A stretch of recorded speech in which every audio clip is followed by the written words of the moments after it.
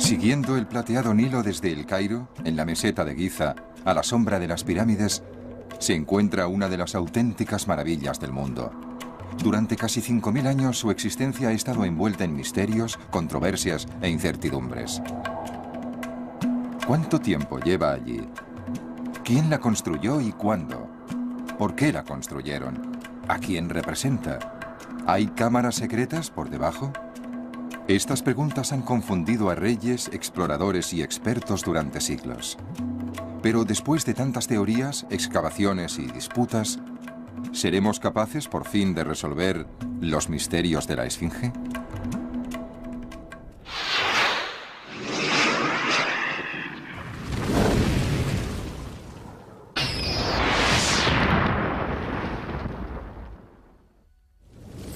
Los misterios de la Esfinge.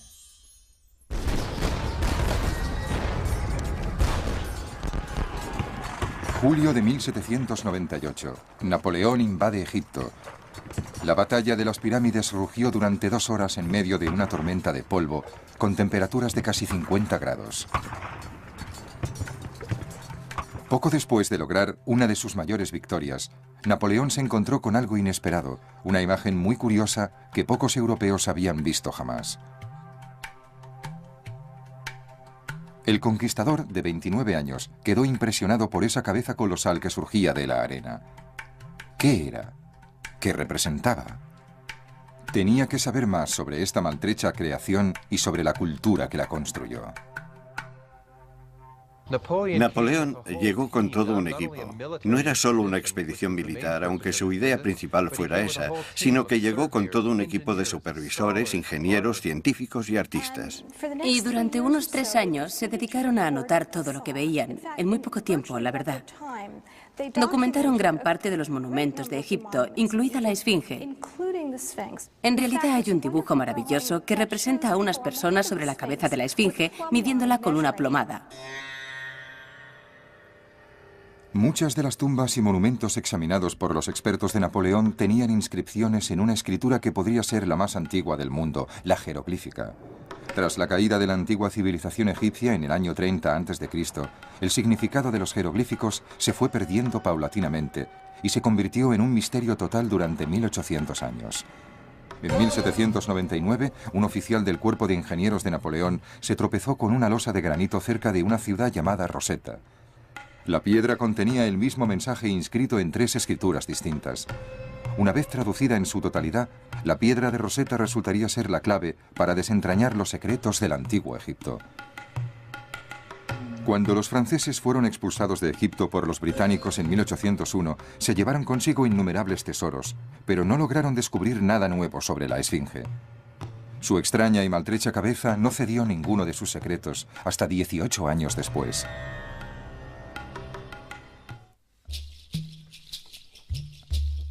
Todo el mundo conoce la palabra esfinge, pero pocos conocen su origen real y su significado. La palabra esfinge es de origen griego. Sphingen significa constreñir, o sea, atar, estrangular, ahogar. Y naturalmente eso tiene relación con la propia mitología de la figura de la esfinge. Era una estranguladora. Es una mala pronunciación de una palabra egipcia. De 2 palabras egipcias, imagen viva. Esfinge significa chispang. Es una palabra egipcia. Chispang. Imagen viva. Pues claro, eso eran las esfinges. Eran imágenes vivas.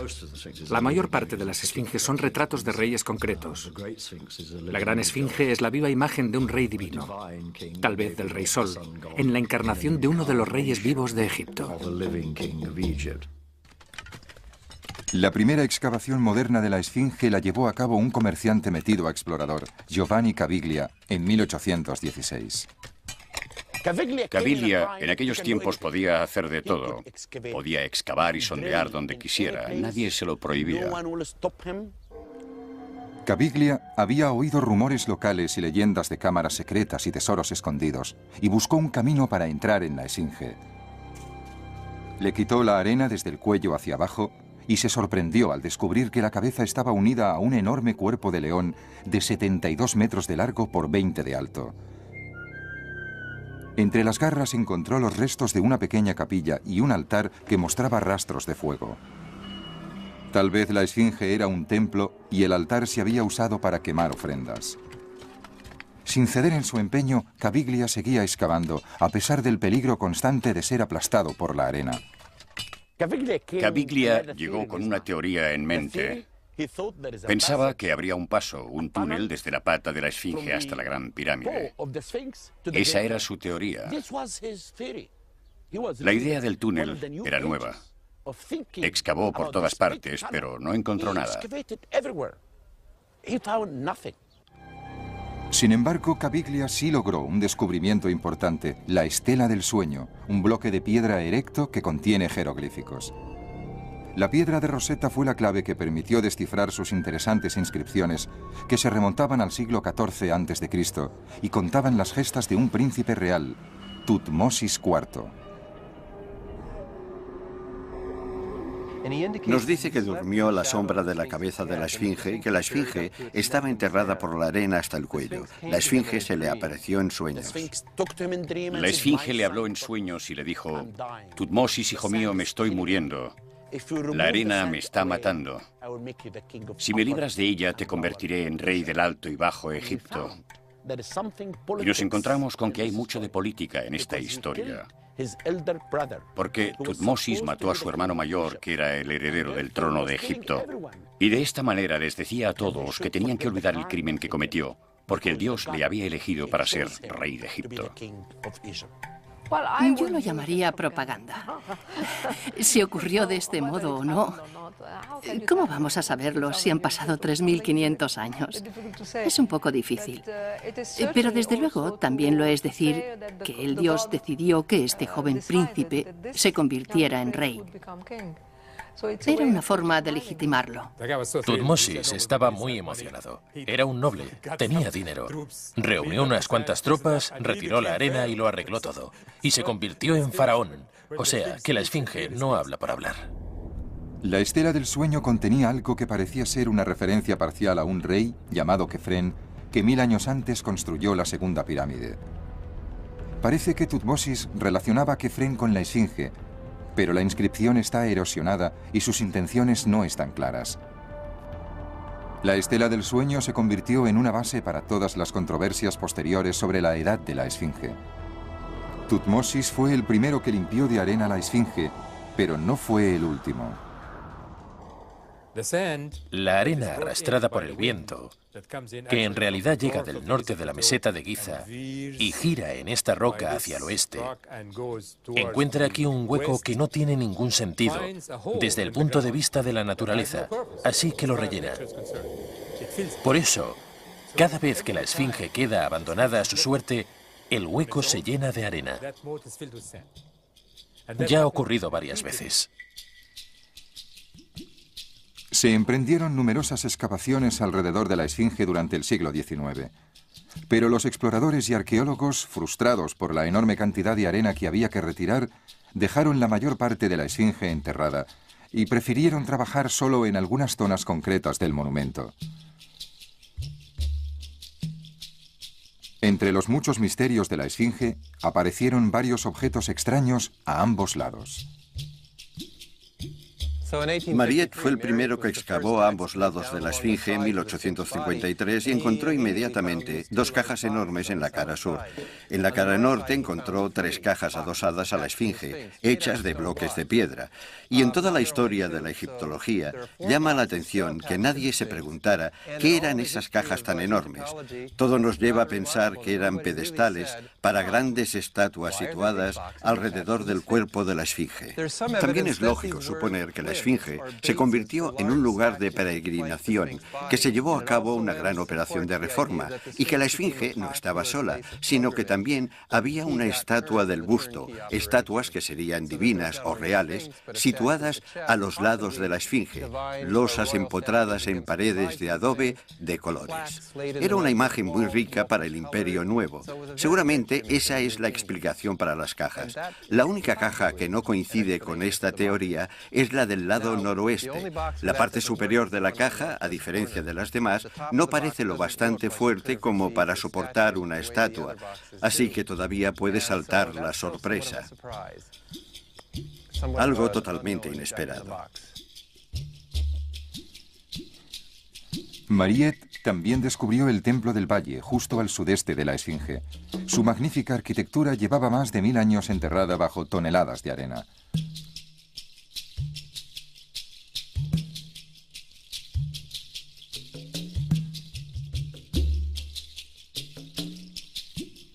En su interior, Mariette encontró estatuas, un tanto deterioradas, del faraón Khefren. Llegó a la conclusión de que el Templo del Valle formaba parte del complejo funerario de este gran rey y que éste estaba conectado con su pirámide por medio de un pasadizo. La proximidad del templo a la Esfinge sugirió a los científicos de la época que tal vez la Esfinge fuera construida por Khefren.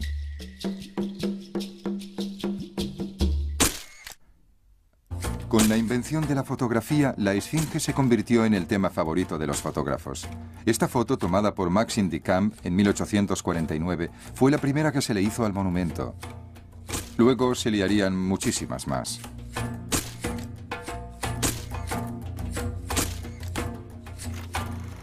Las primeras imágenes animadas de la Esfinge, que pocas veces se ven, fueron rodadas en 1902 por los pioneros franceses del cine, los hermanos Lumière. En general, la Esfinge se consideraba una curiosidad y una ocasión para tomar fotos, no un objeto de estudio científico serio. Hasta 1922, en que un sorprendente descubrimiento llevó la obsesión internacional por las antigüedades egipcias a máximos históricos. Una expedición arqueológica inglesa dirigida por Howard Carter descubrió la tumba de un antiguo faraón egipcio, el rey Tutankamón. El mundo había captado un destello de su civilización más antigua. Los objetos de valor incalculable hallados en la tumba unían su historia al rompecabezas de los misterios de la antigüedad. El interés por los misterios de la Esfinge también revivió. En 1925, el ingeniero Émile Barreis supervisó la primera operación de retirada de arena del monumento. También emprendió una serie de reparaciones muy controvertidas. Barreis inició la excavación por cuenta del Servicio de Antigüedades Egipcias y también se encargó de la restauración de Nemes, el tocado de la Esfinge. Una restauración que hoy en día nos parecería muy dudosa. Se temía seriamente que una tormenta del desierto se llevara la cabeza, por lo que ésta se fijó con cemento bajo el cuello, en un vago intento de reconstrucción de lo que sería el tocado original, que llegaba casi a los hombros. La reconstrucción no fue muy buena. Alteró completamente la imagen de la estatua. Si la ves ahora, si miras imágenes modernas, tus propias filmaciones, y luego ves las fotos del siglo XIX, es casi como ver dos estatuas distintas. Su imagen ha cambiado tremendamente con esas restauraciones. Como otros egiptólogos, yo creo que hoy en día deberían ser eliminadas. Tendríamos que devolverle el aspecto que ha tenido durante casi toda su historia. Uno de los aspectos menos habituales de la Esfinge se captó durante la Segunda Guerra Mundial. Por primera vez, un equipo de hombres cubrió la Esfinge de arena, formando una barba de sacos de arena para proteger el monumento de las bombas nazis. Desde que Napoleón puso sus ojos en la Esfinge, la civilización moderna ha luchado por descubrir sus misterios. No se ha descubierto ninguna historia escrita de este monumento. No parece que se haya registrado ningún detalle de su creación en piedra ni en papiro. ¿Quién la construyó y cuándo? ¿Con qué propósito? La respuesta a esas preguntas solo nos será revelada si retrocedemos hacia el pasado.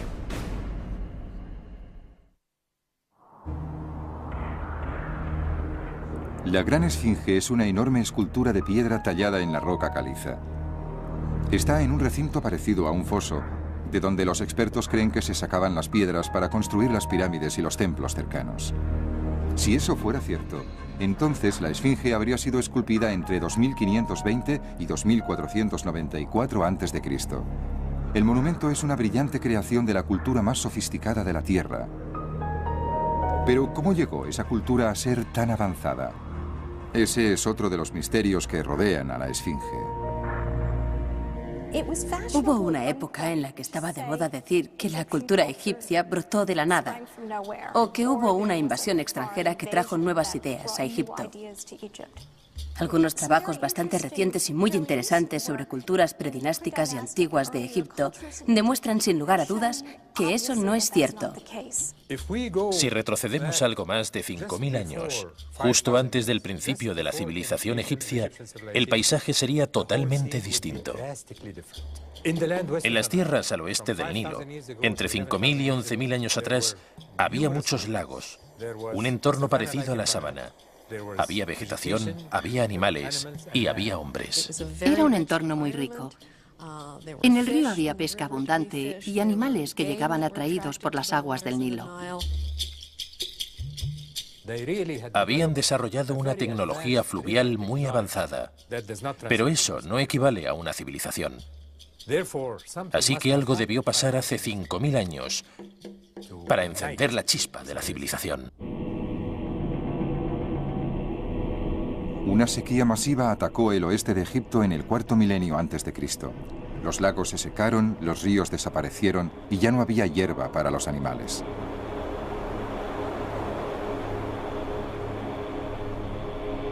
Durante siglos, esta zona fue habitada por los pueblos del desierto, grupos de nómadas que viajaban por todo el país. Para salvar sus vidas y las de sus animales, los pueblos del desierto emigraron hasta la única fuente de agua que conocían, el Nilo. Poseían la sabiduría del desierto. Sabían cómo enfrentarse a un terreno seco. Sabían qué hacer con las rocas. Así que se juntaron pueblos que poseían la sabiduría del desierto con otros, muy sedentarios, que poseían la tecnología del río. Creo que fue esta mezcla tan increíble e interesante entre las dos culturas, la mutua fertilización de ideas, lo que prendió la chispa de la civilización egipcia. Aquí empezamos a ver pruebas de sociedades más complejas. Los entierros se sofistican hacia mediados del cuarto milenio antes de Cristo. Y a finales de dicho milenio, desde luego, ya existían gobernantes que controlaban grandes extensiones. Finalmente apareció un rey. El Alto y el Bajo Egipto fueron unidos por el mítico rey Menes hacia el 3000 a.C. Bajo su mandato, Egipto creció social y políticamente a un ritmo increíble. Solo 500 años más tarde, bajo el reinado del rey Kéope, los egipcios ya habían desarrollado la ciencia y la técnica suficientes como para embarcarse en un proyecto extraordinario, el de construir una de las 7 maravillas del mundo. Fue una época de experimentación, una época muy pomposa. La cultura se había encontrado a sí misma y se expresaba en proyectos grandes, megalíticos, sobre todo en las pirámides. Si nos fiamos de Hollywood, creeremos que las pirámides fueron construidas por un tirano que esclavizaba a su pueblo y le obligaba a cortar la roca amenazándolo con el látigo. Estamos seguros de que no había esclavos trabajando en esta obra. Al contrario, sabemos que eran unas fuerzas muy especializadas, equipos de zapadores, podríamos decir. La verdad es que Egipto era un país con una fuerza de trabajo abundante y organizada. En primer lugar, para las tareas agrícolas. Más le valía al faraón darles algo que hacer cuando había menos trabajo en los campos, ya que probablemente se jugaba la estabilidad política. Si fuera rey diría, bueno, estamos todo el año cobrando impuestos a esta gente. Les pondré a trabajar en un proyecto durante estos meses muertos. No creo que fuera un proyecto administrativo en el sentido de proyecto del gobierno o un proyecto de empleo público como en la presa de Hoover. Creo que era más bien un aprovechamiento de las capacidades humanas de los grupos sociales naturales del Valle del Nilo. No tenían elección, pero se consideraba que era obligatorio contribuir a esos proyectos masivos en Giza y que había que hacerlo por el hombre que les gobernaba a todos, el faraón. Y así, al crear la Gran Pirámide, es posible que Kéope construyera Egipto como nación unificada. A Kéope le llevó 23 años construir la Gran Pirámide. Algunos expertos sugieren que durante ese tiempo también se talló la Esfinge. ¿Pero fue realmente Kéope o alguno de sus sucesores. 4 de los reyes que reinaron durante la cuarta dinastía, Kéope, Tidufri, Kefren y Micerino. ¿Cuál de ellos fue el que plasmó su rostro en la esfinge? Casi todo el mundo cree que Kefren, el rey que construyó la segunda pirámide, también hizo esculpir la esfinge. La esfinge está esculpida en la roca de las canteras de Kéope. Que si creo que es posible que Kéope esculpiese la esfinge, es posible, pero creo que es más probable que la construyera Kefren. Ahora estamos totalmente convencidos de que fue Kéope quien la construyó, porque cuando la ves por las noches, con la cara iluminada, se ve que es la cara de Kéope. Los egipcios antiguos nunca escribirán un papel donde diga la esfinge fue construida por Kefren, ni te darán pruebas de que realmente la construyó Kefren. Eso no lo harán nunca. Pero nosotros, como arqueólogos que trabajamos sobre el terreno, que llevamos 30 años excavando alrededor de las pirámides, escribimos en libros y artículos la prueba de que la esfinge data de la cuarta dinastía.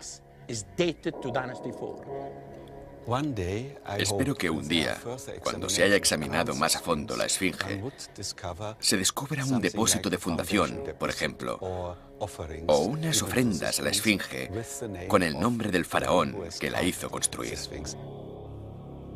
Los egiptólogos todavía se sienten más inseguros cuando intentan determinar cuál era su propósito original, que ha resultado más tentador y más difícil de atrapar que una brisa del desierto. ¿Qué era la esfinge? ¿Una representación del dios del sol? ¿Un objeto de culto? ¿La poderosa guardiana de la necrópolis de Giza? A falta de textos del Imperio Antiguo, no podemos estar seguros de cuál es su intención original. Sin embargo, tenemos una pista importante. La esfinge está orientada hacia el este, hacia el sol naciente. Una esfinge es una estatua de una divinidad y una divinidad relacionada con el dios del sol. Todas están relacionadas con él. Cuando el rey muere, se convierte en el dios Sol. Por eso creo que Kéope fue el primer rey del antiguo Egipto que llevó a cabo una revolución religiosa. Kéope fue el primer rey del antiguo Egipto que dijo en vida: soy el dios Sol, soy Re. Kéope era la culminación de la realeza divina. Por eso creo que el único que le siguió era su hijo Kefren, el constructor de la segunda pirámide de Giza. De hecho, Kefren mandó hacer esta estatua para él mismo y para reverenciar a su padre. Muchos egiptólogos creen que la esfinge tenía una función específica en el complejo de Giza. Pero, ¿estaría planificada su inclusión desde el principio? ¿O es posible que hubiera algo en la zona más antiguo que las pirámides, más antiguo que el propio Egipto, algo que inspiró la creación de la gran esfinge?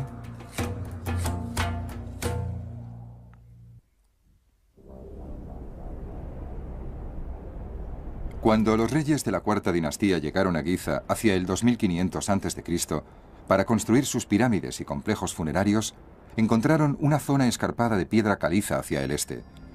De allí sacaban los obreros bloques de piedra caliza para construir las nuevas edificaciones, dejando a su paso una zona hundida con un bloque de piedra enorme sin cortar en el centro.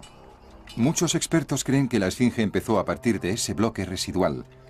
La forma de la roca que quedaba sugería posibilidades monumentales. En el desierto oeste del Nilo hay muchas de estas figuras erosionadas por el viento, que en geología llamamos yardans, de una palabra turca que significa escarpado. Una de ellas, cerca del oasis de Farafra, en Egipto, es exacta a la esfinge. Cuando la vi y la fotografié, supe que estaba preparado para exponer mi teoría y publicarla. Y mi teoría es que al este de la meseta de Giza había toda clase de colinas esculpidas primero por la erosión del agua y luego por la erosión eólica. Y la erosión del agua hace que estas rocas y estas colinas sobresalgan del suelo. Luego, el viento se encarga de darles forma. Los antiguos egipcios podrían haberla cortado en trozos cuando construían la pirámide, pero no lo hicieron porque vieron la belleza de esa forma. Una cabeza y un lomo aerodinámicos. Y pensaron, Dios mío, esto lo podemos modificar un poco para crear una figura como las que hemos visto en el desierto. Digamos que solo la embellecieron. Le dieron forma a algo que ya estaba allí para hacer lo que querían. A falta de pruebas definitivas, es posible que nunca sepamos exactamente cómo surgió la idea de la esfinge. Lo que sabemos con seguridad es que el monumento está muy erosionado y que se degrada el cuerpo más que la cabeza. Se han dado muchas explicaciones de eso, pero es posible que la verdad esté en la propia roca. La esfinge fue esculpida directamente en la roca viva, como el monte Rushmore en Dakota del Sur. En realidad, aunque está en lo alto de una gran montaña de granito, aquí es piedra caliza. La esfinge se compone de distintos tipos de piedra caliza dispuestos en diferentes capas, y algunas de esas capas resisten mejor la intemperie que otras. Es evidente que ya conocían su estratificación por capas y sabían que el bloque de la cabeza era de una piedra de muy buena calidad. Por eso los detalles de la cabeza se han conservado tan bien. La llamamos el miembro 3. Se ven las cejas y los ojos de la escultura original de la cuarta dinastía, me parece. Y luego tenemos el miembro 2, que es el cuerpo muy desgastado por su exposición a la intemperie. Son una serie de capas superpuestas, una dura y otra blanda, pero en general, las capas del cuerpo son bastante blandas y se descaman. El bloque inferior, el miembro 1, es una piedra caliza cristalizada muy buena, bastante frágil, porque hace 50 millones de años era una formación de coral y luego un arrecife fósil del fondo del mar. Y a partir de las capas de piedra caliza formaron una criatura impresionante, distinta de todas, mitad hombre, mitad león. Los antiguos egipcios se sentían fascinados por la idea de mezclar las especies, y eso ha quedado reflejado en sus obras de arte. A los egipcios les gustaba hacer sus propias combinaciones de cosas. Identificaban los aspectos más destacados de varias cosas, como animales, humanos o lo que fuera, y los combinaban de formas distintas y únicas. Identificaban a algunos animales por su poder, como el león o el toro, por ejemplo, y los combinaban. Combinaban algunos aspectos suyos con aspectos humanos, para que su poder se contagiara a los humanos, concretamente al rey, claro. En el antiguo Egipto el rey siempre quiere demostrar su poder. Quiere destruir a sus enemigos. Y como siempre, cuando se investiga la historia egipcia, el rey aplasta a sus enemigos con los pies en forma de león, porque el cuerpo de león es una forma de poder. Y era este elemento de poder, este aspecto aterrador, lo que los egipcios deificaban y combinaban con nuestro monarca.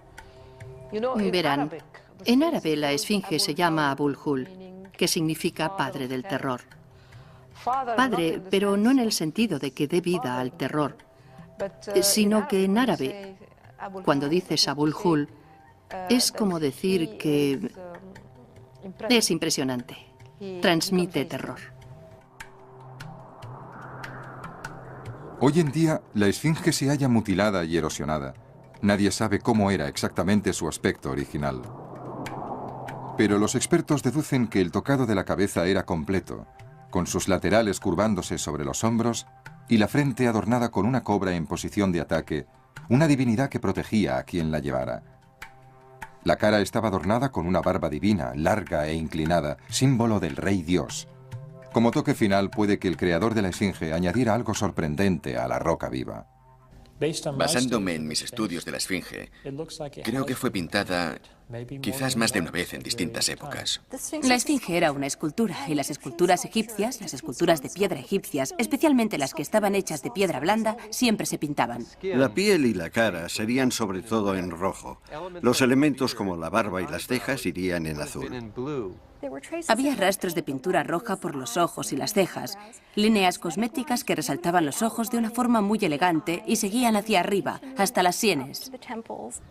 Y seguramente amarillo. Es muy probable que las bandas a ambos lados de la cabeza fueran azules y amarillas como el lapislázuli y el oro de la máscara dorada de Tutankamón. La esfinge empezó a deteriorarse en cuanto se fueron los obreros. Se le hicieron por lo menos 3 restauraciones importantes durante los 1000 años siguientes. La apariencia de la esfinge aún cambió más cuando se cayeron la barba divina y la cobra erecta, seguramente durante el Imperio Nuevo, entre 1550 y 1070 a.C. Se descubrieron fragmentos de ambas muchos siglos después, y hoy en día esos fragmentos se pueden ver en el Museo de El Cairo y en el Museo Británico de Londres.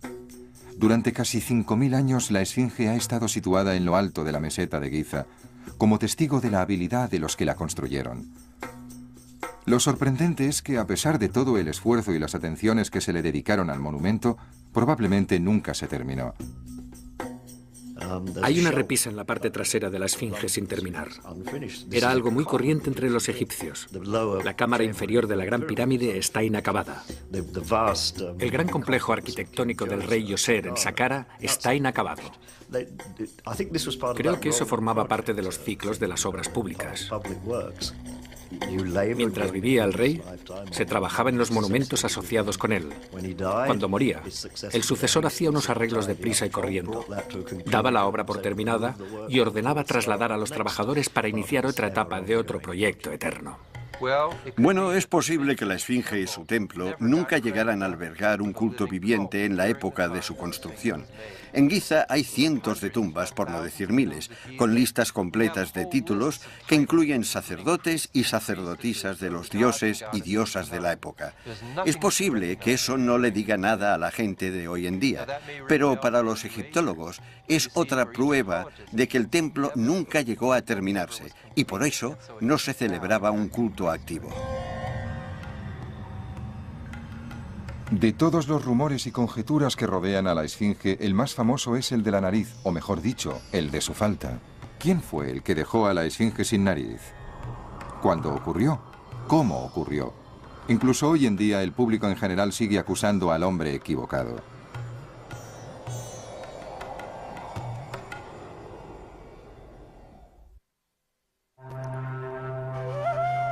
Si vemos la esfinge hoy en día, nos impresiona la expresividad de sus ojos y su suave e inescrutable sonrisa.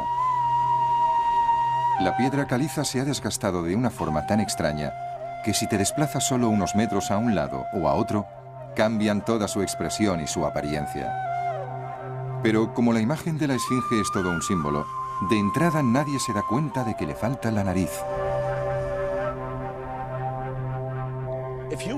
Si te quedas aquí donde se sitúan los turistas solo una hora, oirás por lo menos 10 historias distintas. Todo el mundo tiene su opinión. Esta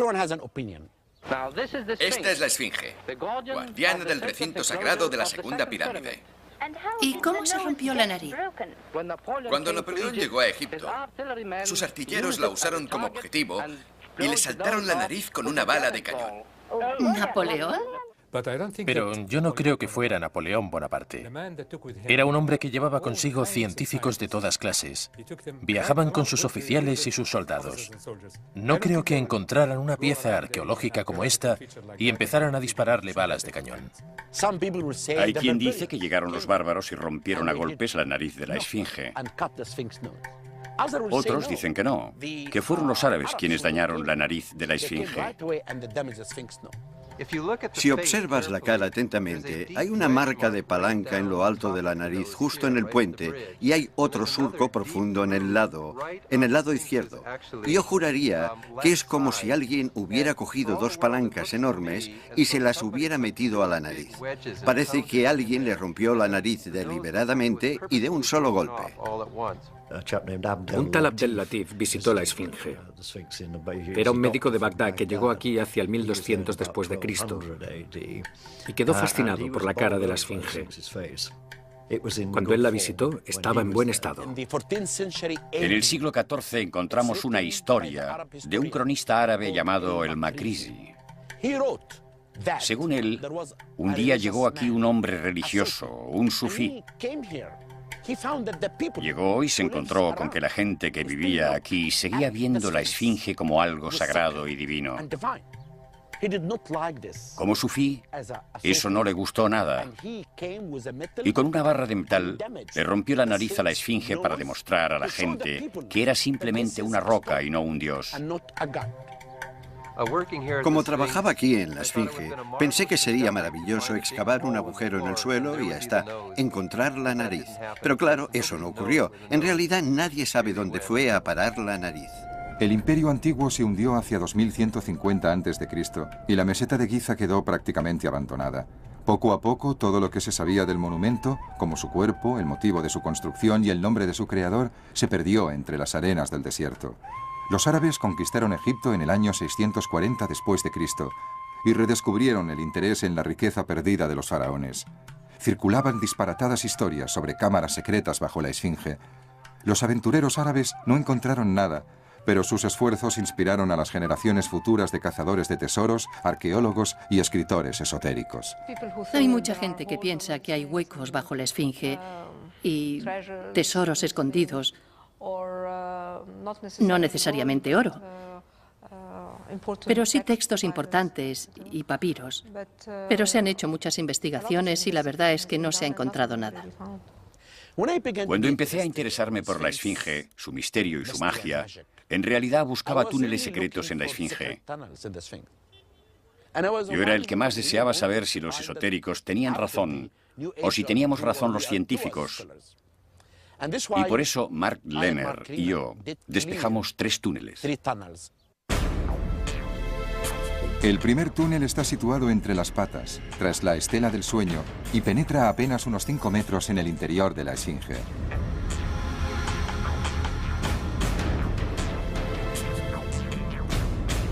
El segundo está situado en lo alto de la Esfinge, detrás de la cabeza, y es muy probable que fuera excavado por los primeros buscadores de tesoros. Pero el túnel más grande de todos está en la parte trasera de la Esfinge. El primero que nos habló del túnel fue un anciano, Sheikh Mohammed, que trabajaba para nosotros. Nos dijo que su abuelo le había contado que si apartas esa piedra encuentras un túnel dentro de la Esfinge. Pero también nos avisó de que existe una maldición y a quien intente apartar la piedra le ocurrirá algo terrible. Y le dijimos, no se preocupe por la maldición. Y llegamos, abrimos el túnel y entramos. Pero antes de entrar, Mark Lehner y yo mandamos a un amigo norteamericano por delante para que cargara con la maldición. Encontramos un túnel que bajaba a unos 15 metros hacia el interior de la Esfinge. No encontramos nada, solo unos cuantos zapatos viejos. Pero lo más importante es que descubrimos que los túneles que estaban excavados en la Esfinge no eran recientes. Tanto el método de excavación como su forma nos demostraron que se trataba de unos túneles antiguos, no de túneles nuevos. ¿Por qué? Porque la gente del Imperio Nuevo sentía un gran interés por la Esfinge. Entonces creían, igual que nosotros, que había algo escondido bajo la Esfinge, que había túneles y cámaras secretas y por eso vinieron a excavar. Cuando hicimos los análisis sísmicos alrededor de la Esfinge, no nos fijamos solo en la erosión subterránea, sino que observamos otros detalles. Hay un hueco, una cavidad, una cámara. Ahí debajo hay algo. Vino gente del Instituto de Investigación Stanford en 1977 y se dedicaron a perforar. Bajaron más de 20 metros por la pata derecha de la Esfinge y no encontraron nada. Descubrieron que la Esfinge es una roca sólida, pura roca viva. No hay nada bajo la Esfinge. Sin embargo, la leyenda persiste. Cada año se presentan nuevas solicitudes de grupos esotéricos, de instituciones académicas que quieren emplear las últimas tecnologías para buscar túneles o cámaras escondidas. Parece que es un misterio de la Esfinge que para algunos nunca morirá. A principios de los años 90, una nueva exploración de la Esfinge desafió todas las cronologías aceptadas sobre la historia de Egipto. Se abrió un encendido debate entre los expertos. Mi trabajo para recalcular la fecha de talla de la Esfinge ha sido más o menos controvertido, por no decir algo peor. Lo que me llamó la atención es que la Esfinge, y en general todo el recinto de la Esfinge, presenta un tipo de erosión distinto al de la meseta de Giza. Estoy convencido que en el cuerpo y en el recinto de la Esfinge, que se construyeron al mismo tiempo, se encuentra un tipo de erosión causado por la lluvia. Eso está clarísimo. Puedo afirmar con seguridad que la Esfinge es anterior al 2500 a.C., más antigua que los faraones. Pero la gran pregunta es, ¿cuántos siglos más antigua? Y esa observación se basa en el hecho de que hay más rastros de erosión por agua en la Esfinge, sobre todo en la parte superior, que en ningún otro punto. Y eso es cierto. Hay más erosión por agua, porque esa parte del cuerpo de la Esfinge estuvo expuesta a los elementos mucho antes de que existieran los antiguos egipcios, antes del antiguo Egipto, antes del cambio climático, durante cientos de miles de años. Estas capas más blandas son calizas. Y son tan blandas que puedes deshacer la piedra literalmente con tus propias manos. Son puro yeso. Y es lo que pasaba con la Esfinge antes de que la cubrieran al restaurarla. Eso es lo que provoca esos huecos redondos, y no el agua de la lluvia corriendo por los flancos de la Esfinge. Las capas más duras, que parecen más redondeadas, se descaman tanto que les puede sacar lascas enormes como de una patata grande, casi de 1 centímetro de grueso, y seguramente son las sales las que hacen saltar la roca a pedazos y la destrozan por momentos. No hacen falta miles de años de lluvia para mostrar estas pautas de erosión. La erosión se está produciendo ahora, ante nuestros propios ojos. No puedo discutir científicamente sobre las pautas de erosión ni nada de eso. Pero sí puedo decir que no hay nada en la civilización egipcia que nos lleve a pensar que podían crear un monumento así en una época tan antigua. Habría brotado en el vacío, y eso no tiene lógica. La teoría de la erosión por agua sigue siendo controvertida. Una gran mayoría de expertos creen que no hay pruebas que la sostengan, o muy pocas. Si la Esfinge no surgió de las brumas de la prehistoria, ¿quién la talló? ¿Y cuándo? Unas excavaciones recientes en la meseta de Giza han puesto al descubierto nuevas pruebas muy importantes para saber más sobre los auténticos constructores de la Esfinge. A poca distancia de la Esfinge, en dirección sur, Mark Lehner y Zahi Hawass realizaron un descubrimiento extraordinario que ha ayudado a resolver otro de sus misterios. Aquí encontramos rastros del campamento de obreros, y creo que los obreros que trabajaron en la construcción de la Esfinge y las pirámides vivían por encima de esta zona. Vivían en el campamento, tomaban pan y cerveza, se llevaban las herramientas y pasaban por debajo del puente, de esa puerta, para trabajar de sol a sol. En las excavaciones que estamos realizando ahora encontramos un gran centro de elaboración de pan y carne, grande como varios campos de fútbol juntos. Tenemos aquí un montón de panaderías y hemos recogido más de 80.000 restos de recipientes de barro. En esta zona descubrimos una mastaba o tumba.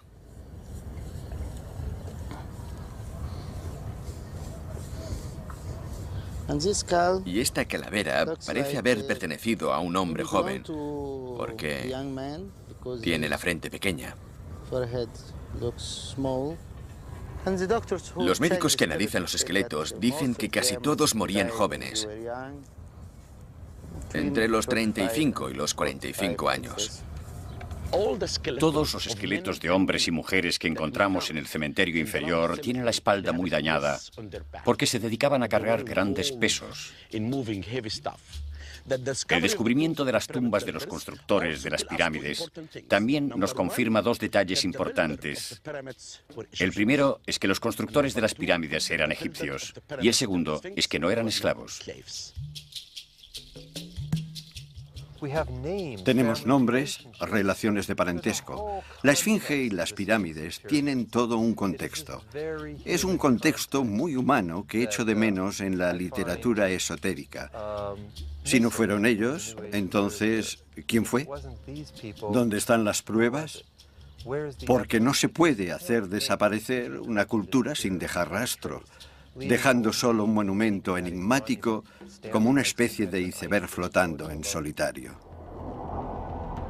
La Esfinge lleva cerca de 5.000 años ocupando una posición destacada en la meseta de Giza.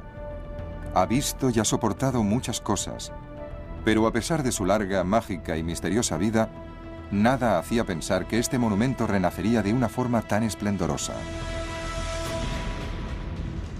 A la 1:30 de la tarde, en febrero de 1988, un pedazo del hombro derecho de la Esfinge cayó al suelo. Todo el país se escandalizó. ¿Cómo podía pasarle algo así a la Esfinge? Me fui a comprar pepinos a un vendedor callejero del Cairo. El vendedor me reconoció, un pobre que no sabía ni leer ni escribir. Me reconoció y me dijo, señor, ¿cómo está la Esfinge? Fue la palabra, la frase más impresionante y maravillosa que he oído en mi vida. Los medios de comunicación, los programas de televisión, de radio, todo el mundo en Egipto estaba horrorizado. ¿Cómo ha podido pasarle algo así a la Esfinge? Arreglémosla, que no vuelva a pasar nunca más. Por eso decidimos iniciar una importante campaña para restaurar la estatua de una forma científica. Y no solo tenemos que decidir cuál será el método de restauración, también tenemos que escuchar la opinión de todo el mundo. Porque la Esfinge no pertenece solamente a Egipto, pertenece a todo el mundo. A partir de 1990, la Esfinge fue sometida a la restauración más ambiciosa y completa que se hubiera realizado jamás.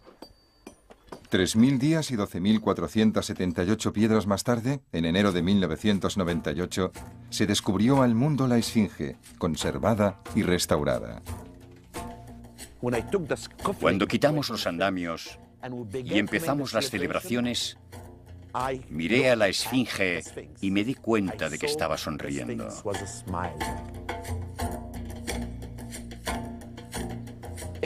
Tal vez fue la mejor noche de su vida. En sus 5.000 años de historia, lo veía todo. Había visto a Napoleón, a la gente que llegaba de todas partes, a los esotéricos, a la gente hablando sobre ella, pero nunca lo había pasado tan bien como aquella noche. Todo el mundo miraba su cara. En el Egipto de hoy en día, la Esfinge tiene un papel muy significativo. No entiendo exactamente cuál es, pero es muy significativo. Desde luego es una de las maravillas del mundo para todos y el orgullo de los egipcios. Para nosotros representa la gloria de la civilización egipcia, una muestra de lo que eran capaces los egipcios. Por eso estamos muy preocupados de que le ocurra algo, porque no es solo de los egipcios, es de toda la humanidad. Los egipcios de hoy en día consideran a la Esfinge tan importante como las pirámides, o tal vez un poco más. Me pregunto si algunas de las personas que viven cerca de la Esfinge no siguen considerándola, con cierta benevolencia, como un dios.